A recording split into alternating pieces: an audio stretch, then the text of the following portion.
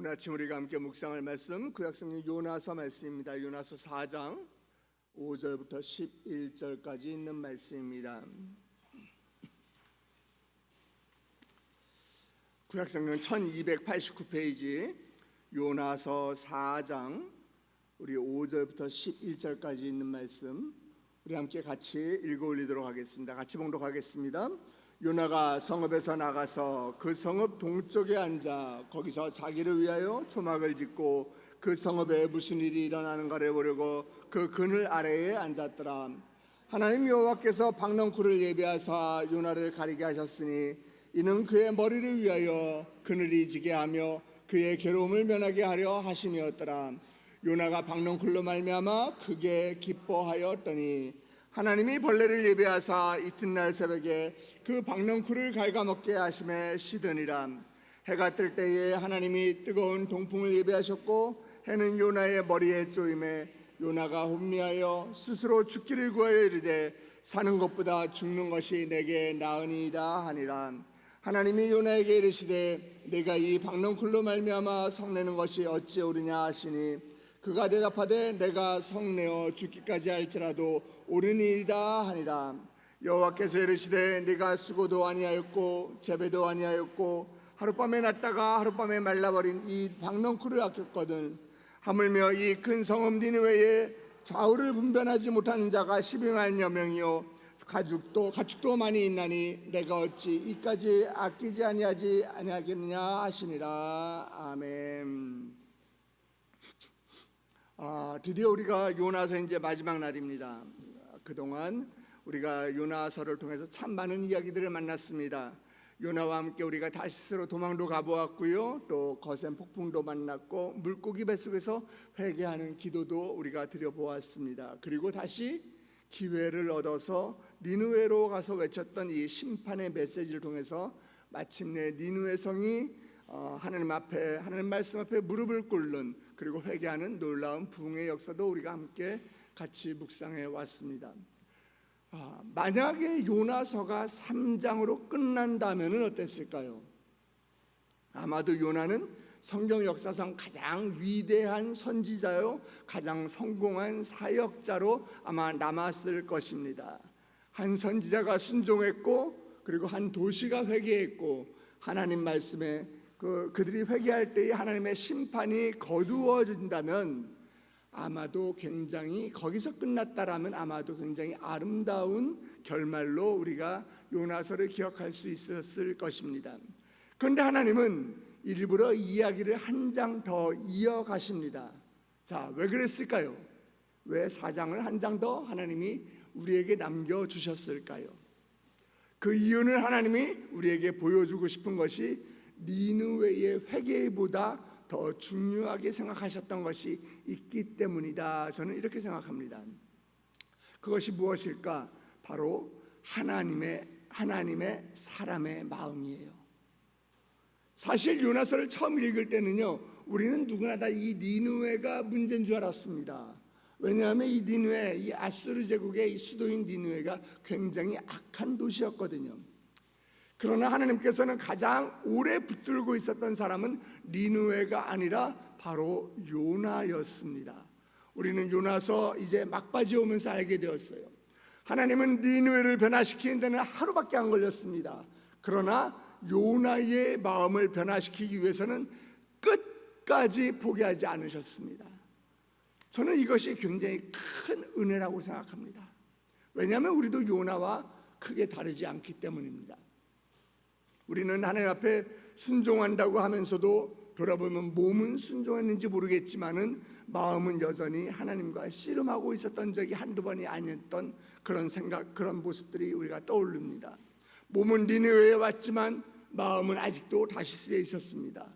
교회에는 왔지만 마음은 다른 곳에 가 있었고, 내가 봉사를 한다고 했지만은 기쁨보다는 의무감이 앞섰고, 또 다른 사람들을 내가 용서한다고 했지만은 마음 깊숙이는 아직도 그 사람을 미워하고 있었던 적이 한두 번이 아니라는 것을 우리는 깨닫게 됩니다. 사람들은 우리의 행동을 봅니다. 그러나 하나님은 우리의 마음을 보시죠. 그래서 하나님은 요나를 포기하지 아니 끝까지 포기하지 않으셨습니다. 오늘 본문에 보면은 화가 난 요나는 니느웨 성 동쪽에 자리를 잡습니다. 그리고 초막 하나를 지어놓고 거기에 앉아 있습니다. 왜 그런지 아세요? 아마도 이 니느웨 성 이 동쪽 바깥에 나가면, 성 바깥에 동쪽으로 가면 니느웨 전체가 이렇게 내려다 보이는 그런 장소가 있었던 것 같아요.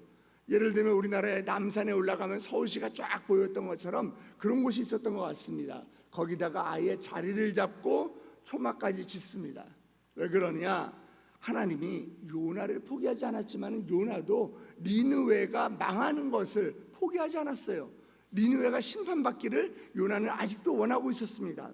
자, 그런데 하나님이 뜨거운 때끝에 앉아있는 요나를 위해서 박랑쿨을 보내주십니다. 자, 6절 말씀입니다. 같이 읽겠습니다. 자, 시작. 하나님 여호와께서 박랑쿨을 예비하사 이는 그의 머리를 위하여 그늘이 지게 하며 그의 괴로움을 면하게 하려 하심이었더라. 요나가 박랑쿨로 말미암아 크게 기뻐하였더니. 아멘. 시원한 그늘이 생기니까 요나가 어떻게 반응해요? 크게 기뻐하였더라. 자, 여러분, 제가 요나서를 1장부터 다시 한번 봤는데 요나서에서 요나가 처음으로 기분 좋다라고 얘기하는 곳이 어딘지 아세요? 니느웨 사람들이 수천 명이 다 무릎 꿇고 회개하고 구원받을 때가 아니라 바로 여기에요. 내리쬐는 햇볕으로부터 자신을 가려주는 이 그늘이 생겼을 때, 그때 기분이 좋은 거예요. 이게 요나 신앙의 수준입니다. 얼마나 이기적이에요. 내가 편하고 나에게 유익이 되고 이럴 땐 좋아해요. 기뻐해요. 이것보다 이기적인 신앙이 어디 있습니까? 솔직히 우리 한번 얘기해 봅시다. 우리도 그럴 때 있잖아요. 교회가 부흥되고 잘되고 이러는 것보다 내가 하는 일이 잘 될 때 더 기뻐하지 않으시던가요, 여러분? 한 영혼이 주님께 돌아오는 것보다 내 주머니에 10만 원 생길 때 여러분 더 기뻐한 적 있지 않으시던가요? 아닌가요? 하나님의 뜻보다 내 삶이 편해지는 것이 더 중요한 때가 있습니다. 하나님의 뜻이 이루어지는 것보다 내 뜻이 이루어질 때 내가 더 기쁜 적이 더 많습니다. 하나님은 바로 그 모습을, 그 마음을 요나에게 보여주고 싶었던 거예요. 그래서 이번에는 벌레를 보내십니다. 다음날 새벽에 그 벌레가 꿈틀꿈틀하고 기어오더니 와가지고서 그 그늘을 제공해 주던, 요나의 머리를 시원하게 해주던 그 박넝쿨을 이 벌레가 다 갉아먹어요. 그러니까 순식간에 그늘이 사라져 버렸어요. 예. 이 벌레가 다시 요나를 화나게 하는 겁니다. 그런데 최악이 뭐냐? 동풍이에요, 동풍. 하나님이 동풍을 보내는데 이 동풍이 그냥 시원한 바람이 아니라 아주 그냥 뜨거운 따가운 그 햇볕을 요나 위에 그대로 죄송합니다. 계속 내리쬐게 되니까 이 사람이 기력이 다 빠져가지고 결국은 정신을 잃고 쓰러지게 됩니다. 너무 힘들어요. 너무 힘들어요. 하나님이 다시 요나에게 물어봅니다. 네가 이 뜨거운 동풍 때문에, 이 박넝쿨 때문에 화를 내는 것이 과연 네가 옳으냐? 너 지금 네 모습이 옳다고 생각하니? 그때 요나가 뭐라고 대답해요? 아주 짜증 섞인 목소리로 성질을 내면서 아이고 옳아요, 옳습니다. 내가 지금 말이에요, 아이고 죽을 것 같아요. 내가 죽도록 화가 나 있습니다. 이렇게 대답해요. 자, 9절 말씀이에요. 같이 한번 보세요. 진짜 화가 얼만큼 나 있는지 한번 보세요. 시작. 하나님이 요나에게 이르되 성내는 것이 어찌 옳으냐 하시니 그가 대답하되 내가 성내어 죽기까지 할지라도 옳으니이다 하니라. 아멘. 왜 이렇게 화가 났어요? 요나가 왜 이렇게 화가 났습니까? 자신에게 그늘이 되어줬던 이 박넝쿨이 말라 죽었기 때문에 너무 화가 난 거예요. 그 벌레 때문에 너무 화가 난 거고 그 뜨거운 동풍 때문에 너무 화가 난 거예요. 그러니까 죽고 싶은 거예요. 정말 무례하고 고집불통 아닌가요? 그런데 말씀을 조금 더 깊이 묵상해 보면요, 사실 요나를 무너뜨렸던 것은 이 박넝쿨이 아니었어요. 벌레도 동풍도 아니었습니다. 그가 붙들고 있던 것이 무너졌기 때문에 그가 지금 죽도록 화가 난 거예요. 사람은요, 자기 자신이 가장 사랑한 것을 잃을 때 비로소 자기 마음이 드러납니다. 그렇게 돼 있어요. 하나님은 지금 박넝쿨을 없앤 것이 아니라 요나 안에 숨어있던 자기 고집이라는 우상을 드러내 주신 거예요. 내가 성내어 죽기까지 할지라도 오르니이다. 요나는 끝까지 자기 생각이 옳다고 믿었습니다. 자기 판단이 하나님 판단보다 옳다고 생각했어요. 우리에게 이런 박넝쿨이 여러분들에게 있지 않으십니까? 그런데 하나님은 이런 요나를 징계하지 않으십니다. 오히려 그에게 진짜 은혜가 무엇인지, 하나님의 마음이 어떠하신지를 조용히 그리고 따뜻하게 알려주고 계십니다. 요나야, 네가 수고하지도 않고 네가 심지도 않았는데도 불구하고 하룻밤 사이에 났다가 말라버린 이 박농골 하나 또 네가 그렇게 아꼈는데, 하물며 그 성읍, 그 큰 성읍 니느웨의 앞뒤를 분간하지 못하는 이 불쌍한 영혼들과 수많은 가축들을 내가 어찌 아끼지 아니하겠니? 하나님의 말씀이에요. 자, 10절 11절입니다. 같이 봅니다. 여호와께서 이르시되 네가 수고도 아니하였고 재배도 아니하였고 하룻밤에 났다가 하룻밤에 말라버린 이 박넝쿨을 아꼈거든. 하물며 이 큰 성읍 니느웨에는 좌우를 분별하지 못하는 자가 10여 명이요 가축도 많이 있나니 내가 어찌 아끼지 아니하겠느냐 하시니라. 아멘. 자, 이 말씀 안에는요 요나를 향한 하나님의 피 끓는 뜨거운 사랑과 안타까움이 들어있어요. 지금 하나님은 요나에게 두 번째 기회를 주고 계시는 겁니다. 진짜 은혜를 아는 자가 될 수 있는 그 로망 찬스예요. 요나는 물고기 뱃속에서 건짐을 받는 은혜를 입었지만은 아직 은혜를 아는 자가 아니었습니다. 나를 향한 은혜에는 감격하면서도 내 원수를 향한 은혜에는 저주하는 반쪽짜리 신앙을 소유한 그런 선지자였어요. 하나님께서 오늘 우리에게도 동일하게 묻고 계십니다. 너희가 붙들고 있는 그 박넝쿨은 무엇이니? 내 자존심, 내 편안함, 내 물질, 내 시간, 그것들이 조금만 상해도 내가 중내산해하면서 왜 내가 피 흘려 산 영혼들이 죽어가고 있는데 너희들은 무관심하고 있니? 밖에 나가봐라. 지금 하나님을 모르고 죽어가는 영혼들이 있는데 너희들은 왜 거기에는 무관심하면서 너희들 주머니엔 신경 쓰고 너희들 시간엔 신경 쓰고 너희들 물질엔 신경 쓰고 너희들 편안함엔 신경 쓰고 너희는 왜 그러고 있니? 여러분의 니느웨는 어디입니까? 여러분들의 니느웨는 어디입니까? 내가 용서하기 힘든 남편일 수도 있습니다. 말이 통하지 않는 자녀일 수도 있습니다. 우리를 괴롭히는 직장 상사일 수도 있고 도무지 내 상식으로는 사랑할 수 없는 이웃일 수도 있습니다. 우리는 그곳을 향해 가라는 하나님의 명령을 피해서 자꾸만 우리는 다시스로 도망치려고 합니다. 하지만 여러분 기억하시기 바랍니다. 우리가 도망칠 때마다 하나님께서는 폭풍으로, 물고기로, 박넝쿨로, 이 벌레와 뜨거운 동풍으로 우리를 끝까지 추격해 오십니다. 우리 인생 한번 돌아보세요. 어떤 땐 폭풍이 찾아온 적이 있지 않으십니까? 때로는 물고기 뱃속 같은 시간을 지나기도 하죠. 그리고 때때로는 우리가 박넝쿨 같은 위로를 주시기도 하고 때로는 그 박넝쿨을 거두어 가시기도 합니다. 왠 줄 아세요? 왜 하나님이 그렇게 하세요? 그 모든 일에는 하나의 목적이 있어요. 내가 너를 사랑하기 때문이다. 나는 아직도 너를 포기하지 않았노라. 그래서 내가 너를 끝까지 쫓아갈 거야. 이게 여러분 우리 하나님의 마음입니다. 요나는 니느웨를 바라보면서 화를 냈습니다. 그러나 예수님께서는 어떠셨습니까? 예루살렘을 바라보며 우셨어요. 요나는 원수가 망하기를 바랬습니다. 그러나 예수님은 원수가 살기를 원하셨어요. 요나는 박넝쿨 하나가 없어졌다고 죽고 싶다고 했습니다. 그러나 예수님은 잃어버린 영혼을 하나를 살리기 위해서 기꺼이 십자가를 지셨습니다. 요나는 제발 나 좀 죽게 해주세요 이렇게 이야기했습니다. 그렇게 기도했습니다. 그러나 예수님께서는 십자가 위에서 아버지 저들의 죄를 사하여 주옵소서, 자기들이 하는 일이 뭔지를 알지 못하나이다 이렇게 기도하셨습니다. 그래서 마태복음 12장 41절과 누가복음 11장 32절에서 예수님께서는 자신을 드러내면서 뭐라고 말씀하셨느냐? 요나보다 더 크신 이가 여기 있다, 이렇게 말씀하셨어요. 자, 우리 누가복음 11장 32절 우리 같이 한번 읽습니다.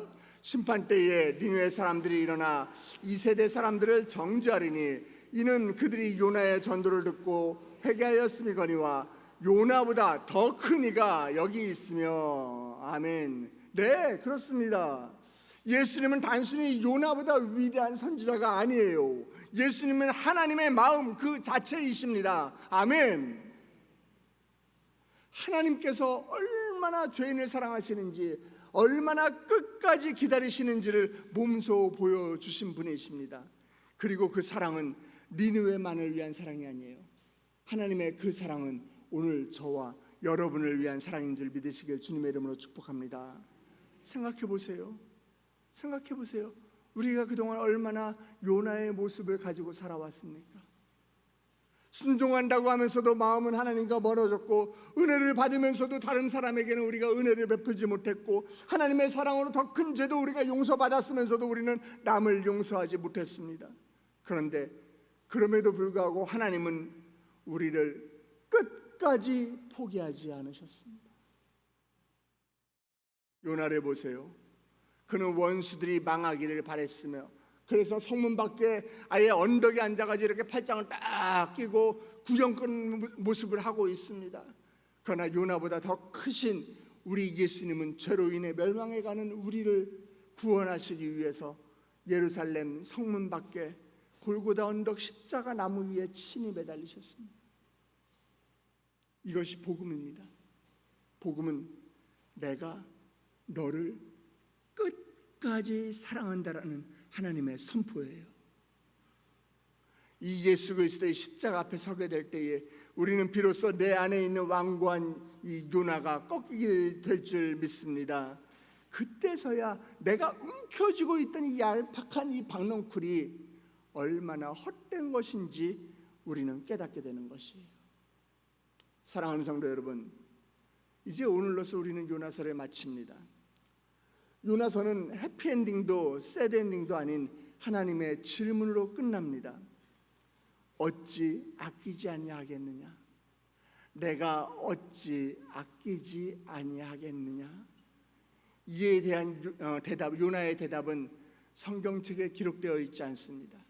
이제 그 대답은 우리가 삶으로서 써 내려가야 합니다. 이제 내 편안함, 내 이익이라는 이 얄팍한 박넝쿨 신앙에서 이제 여러분 걸어 나오시기 바랍니다. 그리고 우리를 끝까지 추적하여 구원해내신 그 하나님의 은혜를 기억하면서 이제는 우리는 하나님 아버지의 그 마음을 품으시기를 축복합니다. 하나님의 마음을 품으면, 하나님의 사랑을 알면 우리가 용서하지 못했던 사람도 우리가 품게 됩니다. 하나님의 은혜를 경험하면 내 뜻보다 하나님의 뜻을 더 사랑하게 됩니다. 이것이 요나서가 오늘 우리에게 주는 마지막 메시지입니다. 사랑하는 성도 여러분, 요나서는 실패한 선지자로 끝나는 이야기책이 아닙니다. 끝까지 한 사람을 포기하지 않으시는 하나님의 사랑으로 끝나는 책입니다. 그리고 그 하나님의 사랑은 오늘도 우리를 향해 있습니다. 그러므로 이제 우리도 하나님의 마음을 품고 살아가시기 바랍니다. 요나처럼 살았던 우리의 삶이 이제는 예수님 닮아가는 삶이 되기를 축복합니다. 우리를 죽기까지 끝까지 사랑하시기에 끝까지 쫓아오시는 그 하나님 은혜의 추격 앞에 온전하게 우리가 순종하여서 우리가 가야 할 그 니느웨를 하나님의 마음으로 품으며 살아가는 하나님의 마음을 시원케 해드리는 저와 여러분 모두가 되시길 예수 그리스도 이름으로 축복합니다. 우리 함께 기도하시겠습니다. 사랑과 은혜가 풍성하신 하나님 아버지, 요나서의 말씀을 통해서 거울을 보듯이 우리의 부끄러운 모습을 바라보게 하시니 하나님 감사합니다. 하나님, 그동안 내 머리 위에 이 박넝쿨 같은 작은 편안함과 이익에는 우리가 웃고 울고 하면서도 정작 저 가운데서 죽어가는 이웃과 세상을 향해서는 무관심했던 그 요나의 모습이 바로 오늘 나의 모습이었음을 고백합니다. 하나님, 도망치고 불순종하는 우리를 끝까지 추격하여 찾아오시는 그 크신 하나님 아버지의 은혜에 감사와 영광을 올려드립니다. 이제는 나의 좁은 시선을 깨트려 주시옵시고 십자가에서 독생자까지 아낌없이 내어주시는 하나님 아버지의 그 마음을 품게 하여 주시옵소서. 내가 싫어하고 내가 꺼려하는 내 삶의 니느웨를 향해서 내가 믿음의 발걸음을 옮기게 하여 주시옵시고 예수님의 사랑으로 영혼들을 품고 살려내는 참된 은혜의 사람으로 살아가게 하여 주시옵소서. 이른 아침 주의 전을 찾으며 빈손으로 나오지 아니하고 주님께 올려드리는 귀한 예물이 있습니다. 10의 1째 예물이 있고 감사의 예물과 1천먼저 헌금 주정헌금이 있사오니 주여 이들이 이 예물을 드릴 때 이 적은 물질 가운데 우리의 마음을 실어 같이 올려드립니다. 하나님 이 물질 가운데 주님 역사하여 주시옵소서.